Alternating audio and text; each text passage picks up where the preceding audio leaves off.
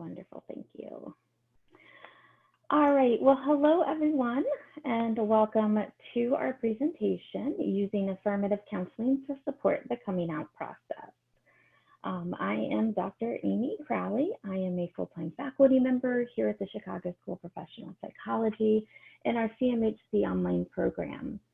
One of my areas of specialty is working with the LGBTQ plus population and also presenting on various topics related to that population at conferences and workshops so that I feel as if I am advocating for education for this population. We have come to learn in higher education that a lot of programs are not addressing competencies specifically for the LGBTQ plus population. So workshops like these are greatly needed. Eve, would you like to go ahead and introduce yourself? Hi, I'm Eve. I'm a student working on my final phases of my master's degree. I am a member of the LGBTQ plus community, and I'm happy to be here, and hopefully you will find something of value in what we are presenting today. All right, thank you so much, Eve. Okay, so I would like to go over some of our learning objectives here for you, just to kind of give you an idea of what it is that we will be covering in the workshop. So during this workshop, one of our objectives is that participants will be able to identify the intrinsic, I even think I could talk, never mind, the details of coming out as an LGBTQ individual. Participants will also be able to identify the components of the coming out process, understanding heteronormative expectations that are often felt by the LGBTQ plus populations, and we'll be able to identify what is essential in the counseling of LGBTQ individuals during their coming out process.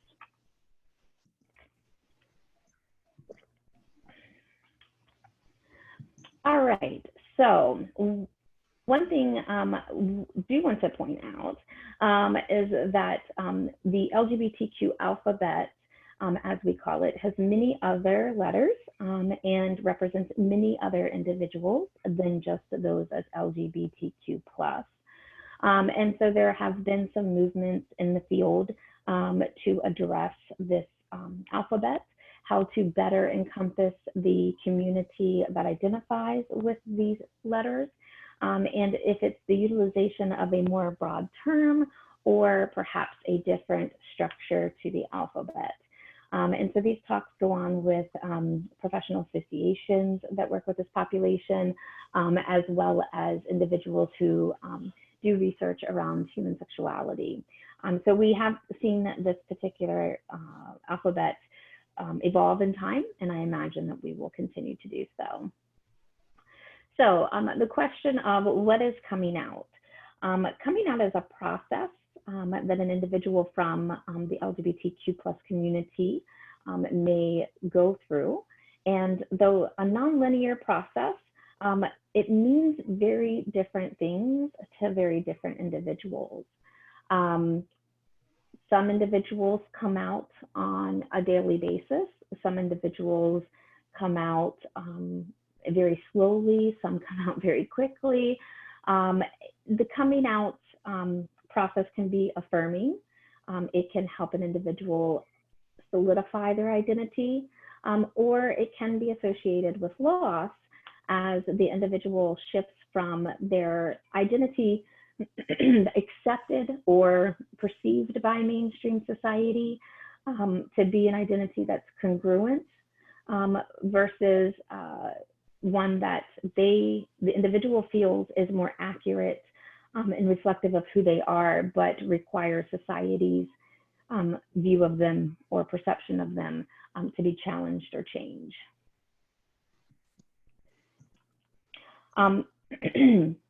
Just also knowing that the coming out process includes coming out to the different groups of individuals, different process for coming out to yourself, to family, to friends, to the community, to workplace, to school. The process can be different for an individual depending on to whom they are coming out and under what circumstances. So wanting to make sure that we understand the process of coming out as being very independent to an individual, respecting that it is very independent to that individual, and acknowledging that there can be both positive and not so positive responses to coming out. In many cases, as we will talk about, the experience of coming out brings on stigmatization and loss, as well as being subjected to quite a few other negative interactions with others, and we will get into that a bit more. So understanding when we talk about stigmatization and loss is that there's a history in which behaviors, sexual activities, and the understanding of individuals who engage in those activities have not always been viewed in a positive light throughout history. And so those individuals who identify as a member of this community are also well aware that in the past, this has not been an identity that was met with open arms, that was met with respect and acceptance, but rather often met with very negative reactions. You know, there's also the stigmatization that AIDS was a gay disease, that only gay men got it and gay men transmitted it to other individuals. There are still some people in today's world who do believe that. That transgender individuals are drag queens and kings, or drag queens and kings are all transgender individuals. That is a huge myth. While yes, there is a culture rooted in the drag community that has been much more accepting of an individual from the community, it does not equate someone's sexual orientation or gender identity simply based upon their participation as a drag queen or king. Homosexuality is not a mental illness. This came about after the DSM-4 was released. So in the DSM-3, there is an indication that homosexuality is a diagnosable illness. Since that time, it has been removed in future versions, and we, as an individual who may be asexually or sexually attracted to someone whose gender is not the binary opposite of our own, are no longer seen as having a mental disorder that needs treatment.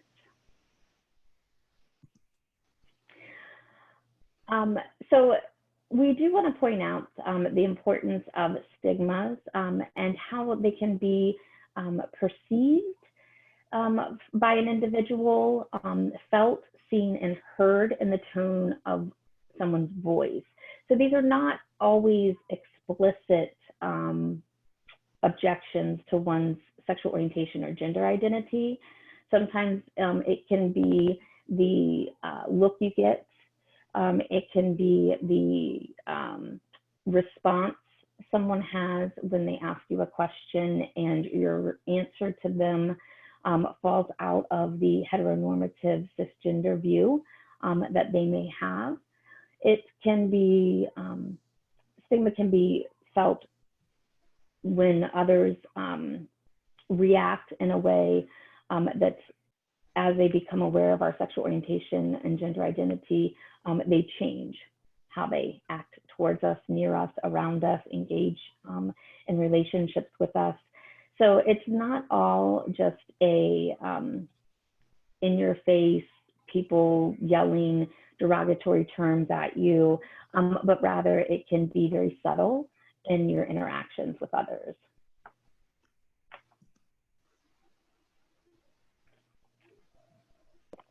All right.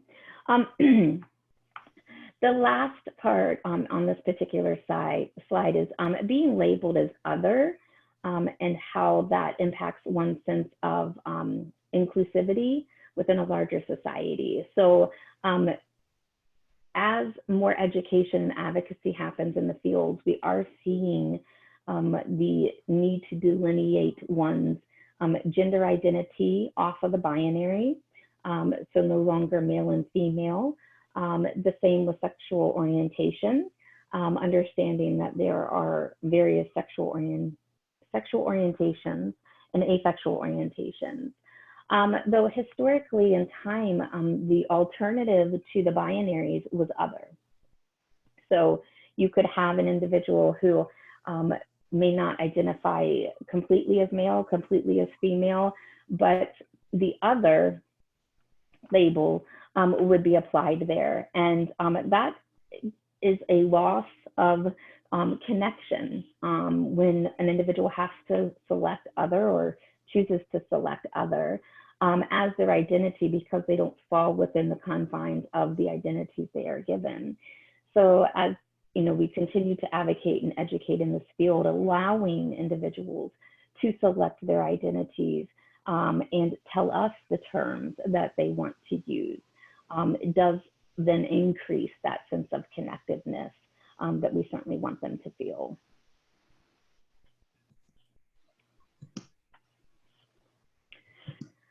All right, so heteronormativity, this is really about the understanding of world from a heteronormative perspective. So, individuals who see things as relationship dynamics are between a male and a female, or if an individual has identified themselves as being married, others may assume the identity of their partner as falling within the lines of a heteronormative or heterosexual relationship. And it's also created a lot of dissonance for individuals, because it's almost as if they need to have something to identify us with if we don't fall within the heteronormative view. And they want to have that other label to put us in, where if we're not following the heteronormative view, we are going to be placed into that other category. This term was coined a long time ago and understood to be a way of identifying those that are not heterosexual, though it became an identity that produced a lot of bias and prejudice towards individuals that don't identify as heterosexuals. So within a systems view, our society has some very strong thoughts on romantic relationship structure, sexual relationship structure, and what that looks like, and even the intersectionality of other identities, such as race, socioeconomic status, age, do create even stricter guidelines around what society wants to see out of an individual. And if they fall outside of those lines, then we have an increase in discriminatory behaviors and actions, as well as a lack of inclusion the individual experiences.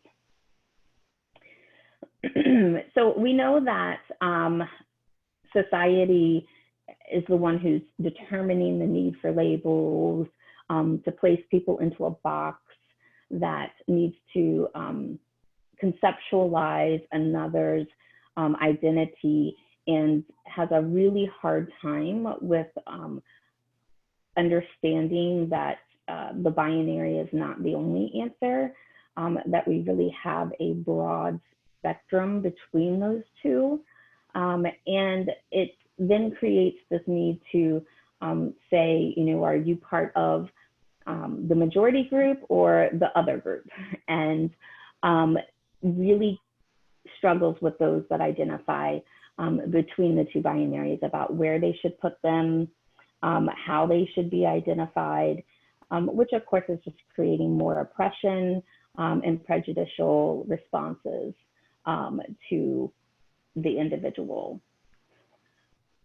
We also know that this is very much rooted in social and political attitudes.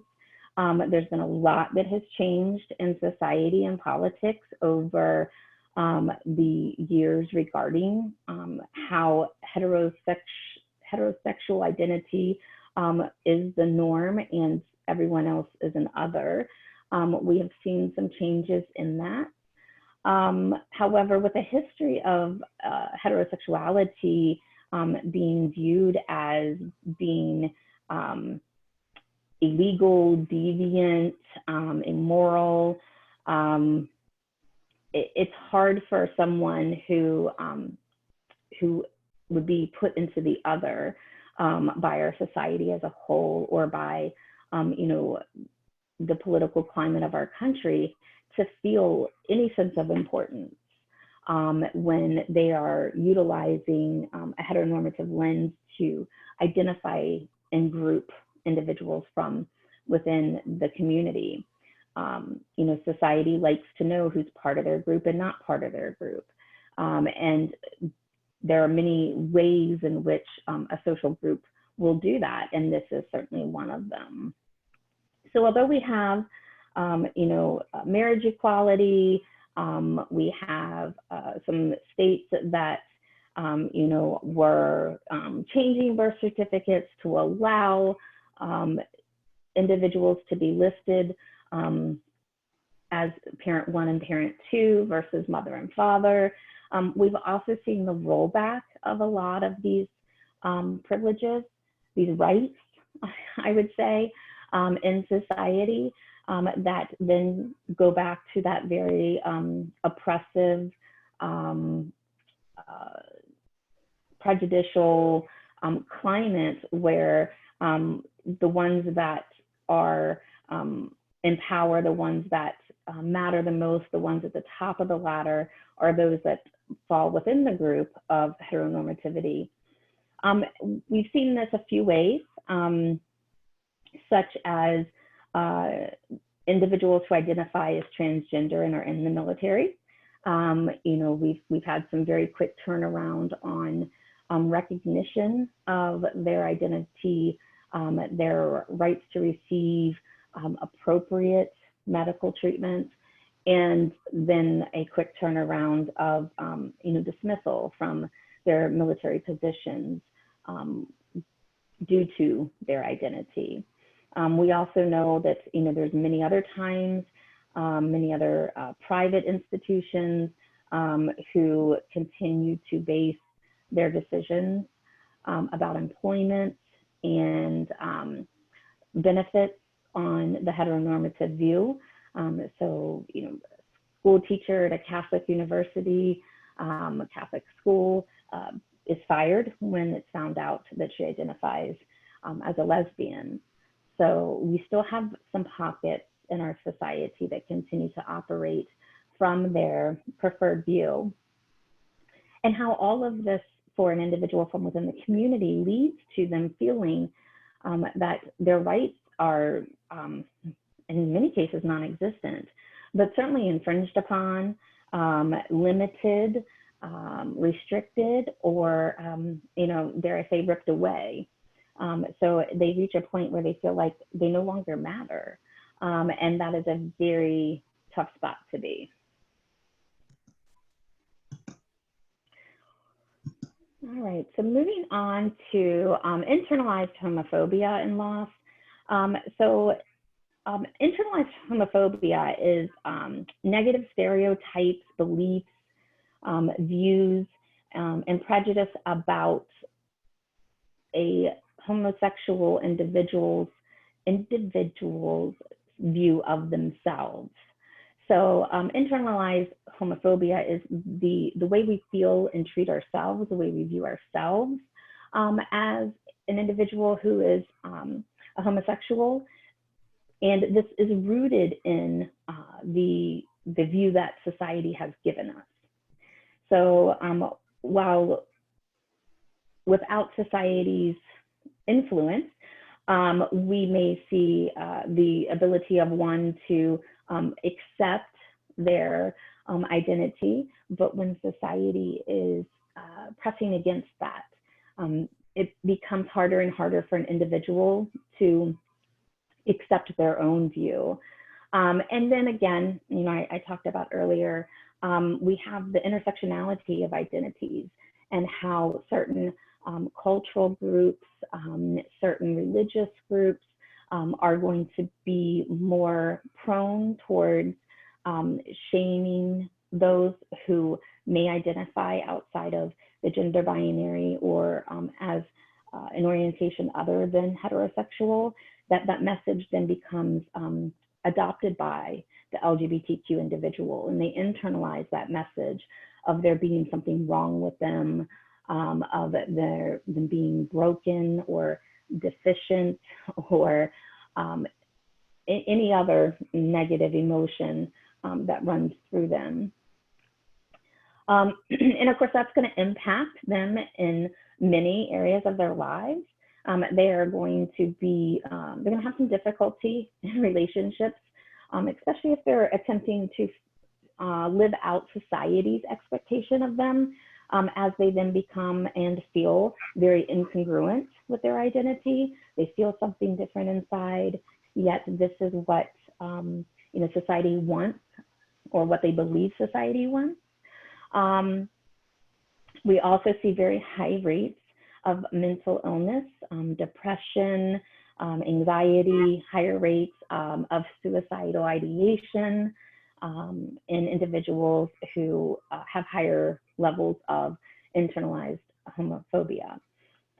And then there is, of course, the opposite of that, where an individual can accept their identity, who is able to push past maybe the social pressures, the family pressures, to identify in a certain way, and come to a place of understanding and acceptance of who they are, and then being able to use that to increase their self-acceptance, their self-worth, their self-esteem, their self-compassion, and then that in turn will lower rates of depression, anxiety, suicidal ideation.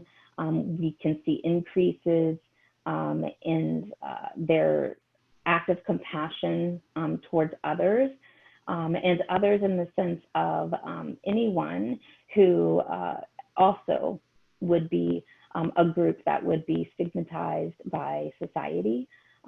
So an understanding that we all have our own struggles, and the benefits I have gained by coming to terms with my own identity now allows me to have a level of empathy for those who are also struggling with various identities of their own.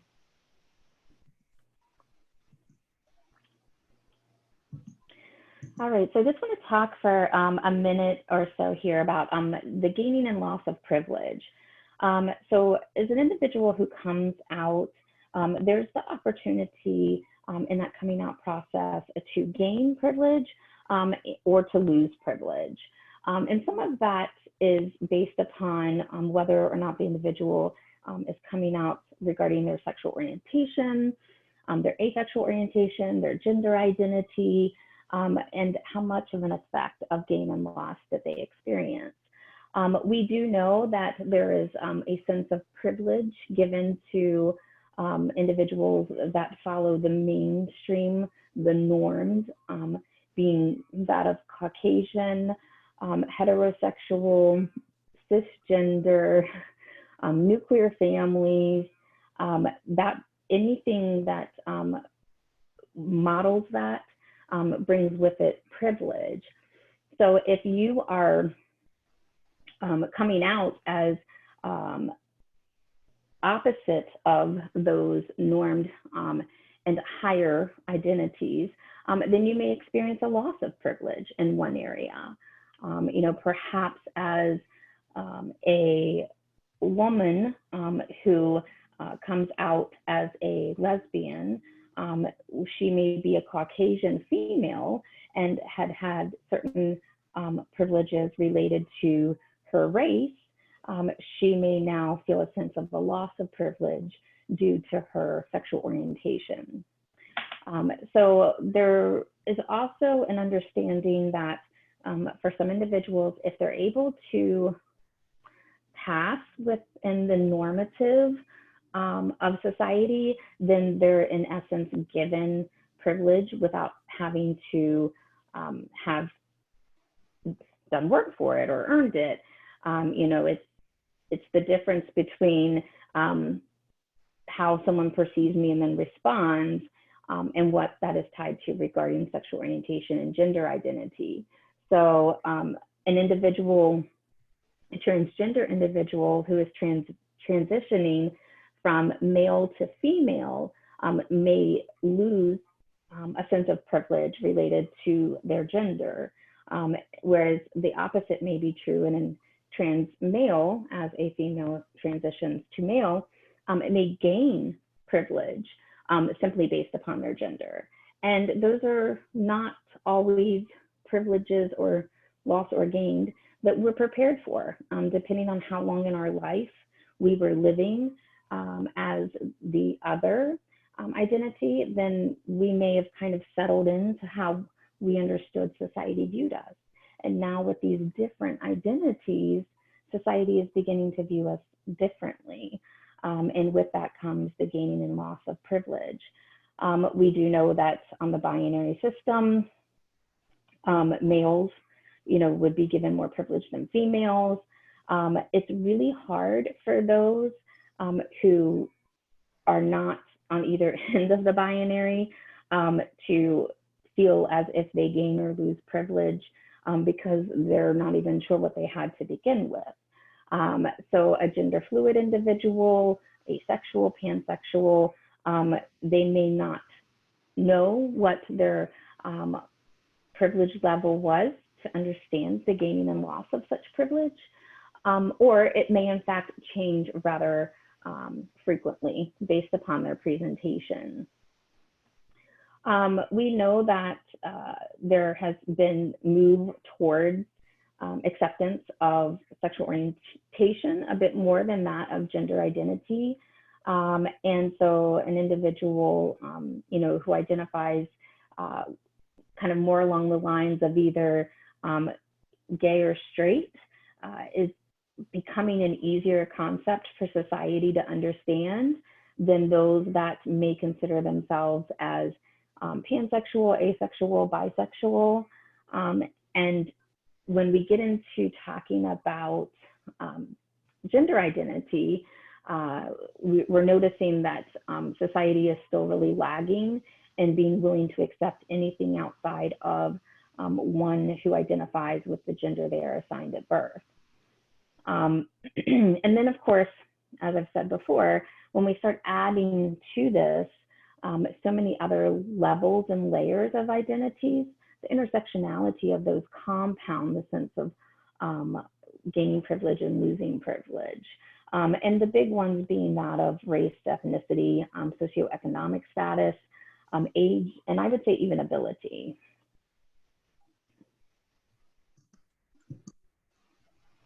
All right, so a little bit about micro and macro aggressions.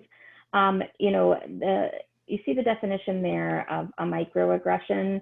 We've heard the term thrown around often, but the idea that things are said or done in a way that communicates harm or hostility or a negative reaction towards members of an oppressed group. And while yes, this presentation is about the LGBTQ plus community, we also know that microaggressions happen against other oppressed groups. You know, we have, you know, discriminatory practices that can be blatant and obvious, but microaggressions tend to be a little bit more indirect, and oftentimes individuals who display microaggressions may not even realize they're doing it. It may be based upon how they were raised, statements they've heard, When we move into macroaggressions, we're talking more about the very kind of like overt violence, hate crimes that can occur, and these include verbal and nonverbal. So you have micro assaults, which are physical intentions to hurt another individual. They can certainly be verbal assaults as well. We have micro insults, very much demeaning behavior, simply based upon the oppressed group member's identity. And then micro invalidation, which is negating or dismissing one's psychological thoughts, feelings, or the way they experience reality. So someone who says that you can't be transgender because you know, you look like a man, you talk like a man, and you know, you lived your life as a man. So what do you know about being a woman? And so that can invalidate or dismiss the individual's experience in life. And of course, when we talk about micro and macroaggressions, it's important to note that these definitely cause the individual to feel as if their safety is at risk, and both mental and physical safety is at risk. And then in that process, will also lose their sense of self and their self assurance of their identity. At this point, I'd like to talk about the actual process of coming out and the associated losses that can form in relationship to coming out. Not everybody experiences a loss, but it is not uncommon to have a loss as one comes out. For instance, in self, the person is gaining a new identity, or they're modifying and shedding an old identity, and that can be difficult. This is especially true if the person has that standard of internalized homophobia. The loss that's associated is that the change of identity creates loss as one is shedding that old identity from the past. For transgender individuals, they're also developing a new identity as they're coming out. Oops, sorry, how do I go back? I'm not sure how I go back. There we are. Okay,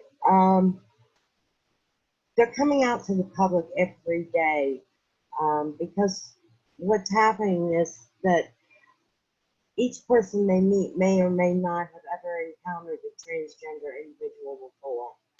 And as such, they may have unpredictable reactions from the public. Another common occurrence is that these people undergo misnaming, where a trans female may be called sir, or a trans male may be called ma'am. This misnaming is hurtful to them. And the loss that is generated by this is the loss of respect by the public and loss of identity recognition. When we come out to significant others, there's always a new relationship dynamic that forms. This can be complicated if the person has internalized homophobia, because it creates communication difficulties that impact the quality of the relationship. And sometimes there's a lack of acceptance on the part of the partner, which compounds any kind of relationship dynamics that are suffering. And what can happen is there can be a loss of potential loss of intimate relationships. When one comes out to one's family, there is familial rejection that can happen. and that can lead to disinheritance or ostracism. In addition, the members of the family may have non-affirming viewpoints that stems from heteronormativity. There's a fear that goes along with coming out to family, and that's that those non-affirming viewpoints will cause a rift in the family dynamics. And this becomes a loss in that the individual might lose acceptance and might lose family ties. Now, let me go back. Parental rejection is especially difficult for adolescents. I wanted to touch on this because adolescents can have hostile, blatant, and subtle rejection, which can lead to a negative self-identity, substance abuse, and depression. Sometimes these adolescents are cast out, resulting in homelessness for them. There are different kinds of acceptance that might be shown by a parent, and they're very conditional. For instance, resentful denial may be where the parent is, oh goodness, they're civil to the child, but they develop limited contact. Resigned acceptance is more where the parent understands the child's part of the family and understands that and is aware that little can be done but to accept the sexual orientation or gender identity of the child. Liberal acceptance, on the other hand, the parental figures may claim to love their child, but will still speak from the heteronormativity stance, or may suggest that there's some kind of deviance. In my case, my mother was telling me that it's okay to go back and jump the fence again. That is a case where my mother had liberal acceptance. And the loss, and all of these can aid in the developmental of internalized homophobia. And the loss there is acceptance and unconditional love. And let's move on to the next slide. When one comes out to friends, there can be rejection that is negative, psychologically, and emotionally harmful.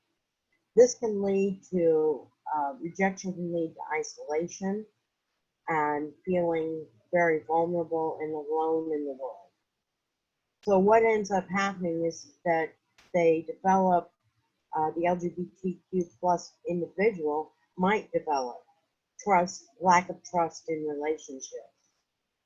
And in the community, when one comes out in society, you're subject to discrimination, ostracism, blatant rejection, macroaggressions, and microaggressions. And what this does is when you experience these, you no longer can go about the society and express yourself as you feel is befitting of your identity. And so you lose freedom of self-expression because you respond to these acts by other people. Now, the process and associated loss with spirituality is that there's been a history of religious dogma where people are considered either deviants or sinners. There are some affirming religions, but the majority of religions do maintain heteronormative attitudes. And within non-affirming, the non-affirming faiths, the individual can feel rejected, and feel that they're being ostracized. When someone has their faith is very firm and interwoven in their identity, and they experience rejection, that can lead the individual towards developing internalized homophobia. Another outcome that might happen is people might reject their faith. And what ends up happening is a loss of faith. Now, in the workplace, a person is subject to the same type of vulnerabilities when one comes out in the community. You're open to discrimination and microaggressions, and it leaves people feeling anxiety, stress, depression, paranoia, and feelings of being less than when they experience that discrimination and those aggressions. And unfortunately, there are a few federal laws that are in place for protecting workplace rights for the LGBTQ plus individual. And what can happen is, as a result of what happens in the workplace, the employee might begin to feel physically or psychologically or emotionally hurt and uncomfortable, which leads them to either quitting their job or losing employment by other means. Sometimes people are outed by others. What this means is someone else tells another person who did not know of your sexual orientation or your gender identity, and tells them about that. And then what happens is you are then outed. And when you're outed, you experience a loss of control about who knows about your own gender identity or your sexual orientation.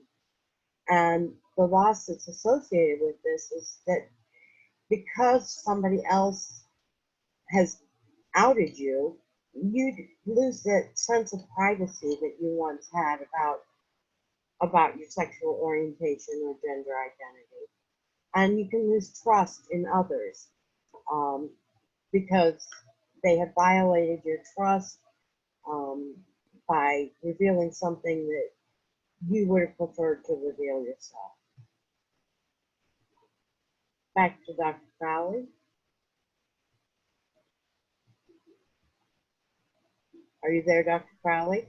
Sorry, I forgot about the muting. It's when I keep myself muted, sometimes I forget to unmute myself. So it is important when working with this population and understanding the coming out process that we are incorporating the competencies that have been heavily researched and provided to us by LGBTQ. There are both competencies in working with the LGBTQIA population, as well as competencies for working with the transgender population. And so as we are incorporating these into our work with individuals from the community, in order to be affirming, you will also need to help the individual to navigate the various levels of coming out and how that process can impact their lives. So there's a lot of intricacies involved in an individual's identity acceptance and how and when and where they share their identity, and really making meaning of it. This does not mean that the counselor decides when, where, how an individual comes out. It simply means that it is important for counselors to understand how they can support someone in that process. So the first thing would be, of course, to understand any of the counselor's own biases and their level of acceptance for this population. Understanding that, you know, if you go into the session with your own preconceived notions, or judgments towards an individual that will cloud the work that you do with them and may, in fact, inhibit them from being able to explore what and how and where and when they view themselves. It's important that the counselor also understands the factors that influence one's identity and how factors like the biological, cultural, familial, socioeconomic,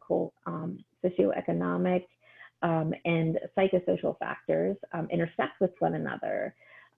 We know that in certain cultures, an identity as a LGBTQ plus individual is received differently.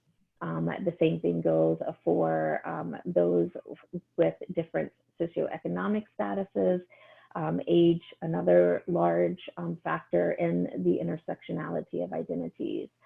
And then a counselor also needs to be aware of one's own identity development through this process. And there are a few models out there in the counseling field that do talk about identity development and how the individual moves through those identity development stages and how that impacts their view of themselves and the problems or issues that they may present in counseling, always taking into consideration any other identities that may be interacting and intersecting with specifically their LGBTQ plus identity.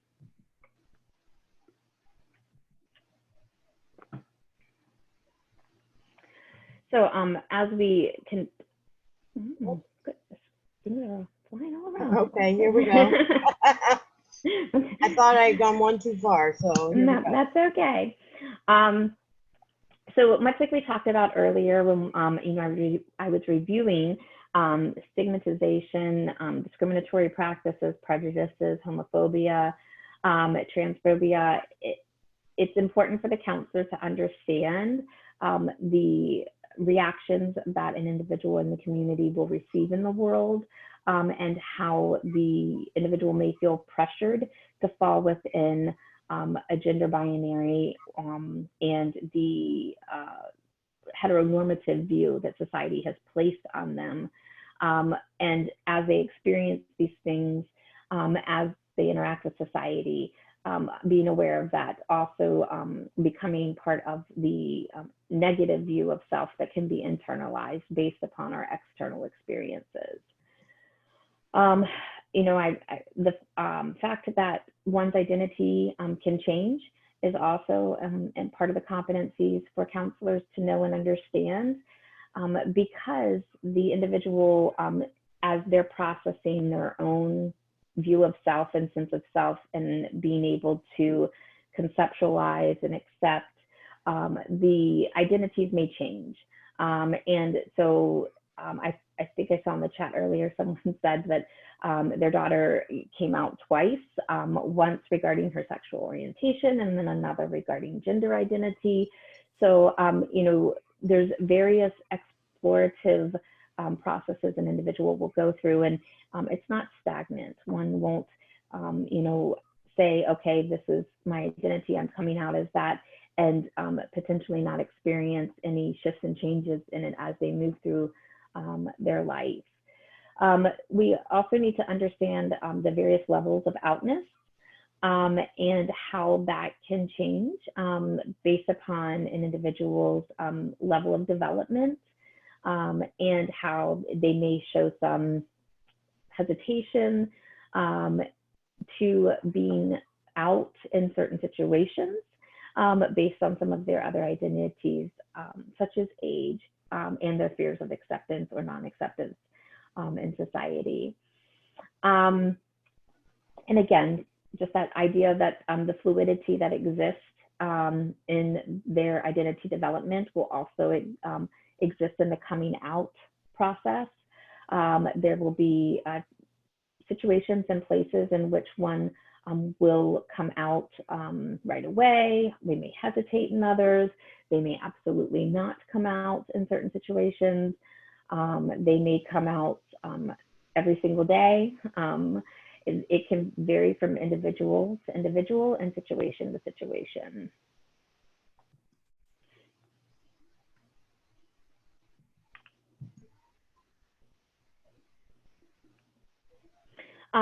Another competency is and I think I also saw this in the chat, is knowing the current language that's used by the population and how to respect and address the individual. And one of the most effective way is to simply ask. And that can be very hard for some to accept that, it's okay to ask someone how they identify, what pronoun they prefer, what name they want to be called. And yet we, would very quickly jump to assumptions without checking them out from a heteronormative cisgender lens. So this really is a competency about respecting others and allowing another individual to select the identity, the pronoun, the name that they would like you to address them as. Another competency for counselors working with this population is really understanding the history that this community has been through, the struggles on a system level as well as an individual level, the places that they've seen and felt victorious, and areas in which they continue to struggle.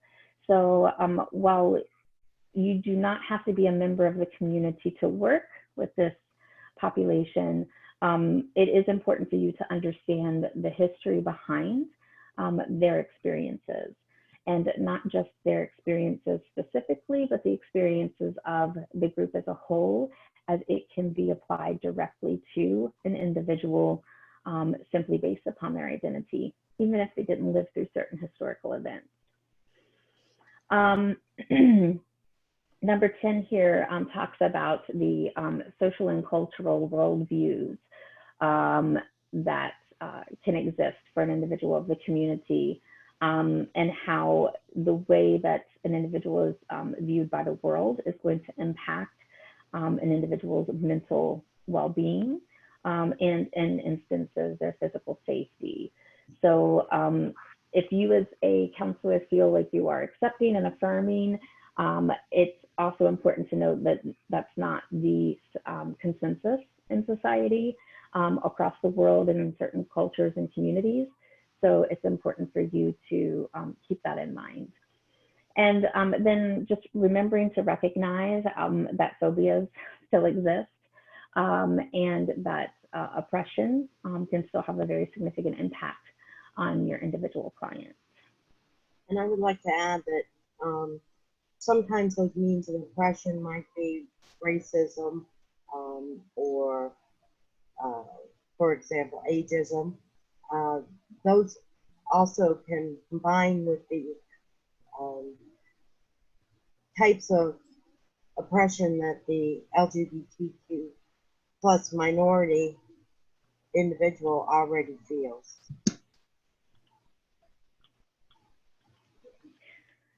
It's important to recognize the impact of faith, spiritual, and religious struggles as is experienced by the individual.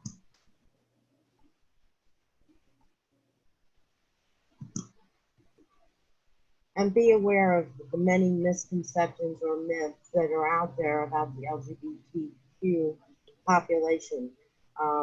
That way you don't fall prey to propagating any of those myths or misconceptions. It's important to recognize that there are a vast amount of varying stressors that are put upon the LGBTQ plus individual, and that all of these work together and in combination to kind of put a negative skew on life. There's an unavoidability of treating individuals who may know each other, but it is possible to, and not unethical, to treat these individuals because the community is often very tight-knit and will recommend a counselor to their friends, and so it is not unethical to actually treat these individuals. The last thing is to be aware that the majority of your job is to listen and be present, have an open mind, not be prejudicial or biased, and provide empathy. This is very important because sometimes we get caught up in worrying about what our competencies might be and what we need to do to be competent, and it boils down to doing your job. Okay, and now we have references coming up. This was based on the ALGBTIC LGBTQIA competence task force. I'm going to leave these up for just a second, and then we'll stop sharing the screen. There is one question in the chat. Okay. It says, in private practice, a clinician can choose to be completely out. I have found in an agency it is a harder thing. I've been pretty good with keeping gender neutral terms when I talk. However, I find it to be fully out in an agency, or I find it hard to be fully out in an agency because of comments made by other counselors. Any advice? Dr. Crowley? Yeah, I would say I'm not surprised. It is disheartening to hear that that is the environment you're in. I always would want to reference back to our codes of ethics and understanding the requirement that we all are under according to our ethical code to be aware of our biases and our judgments. And to be actively working to remove them.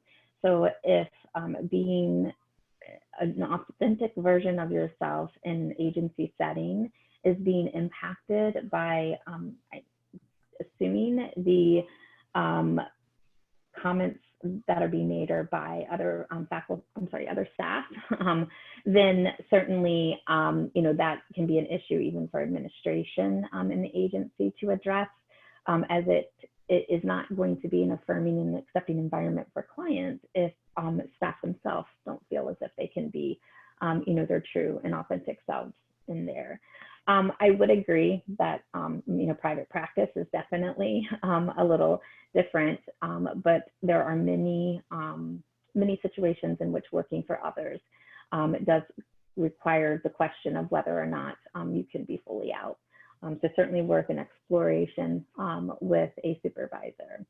I'm also aware that we are out of time, and I want to thank everyone for coming and listening to our presentation.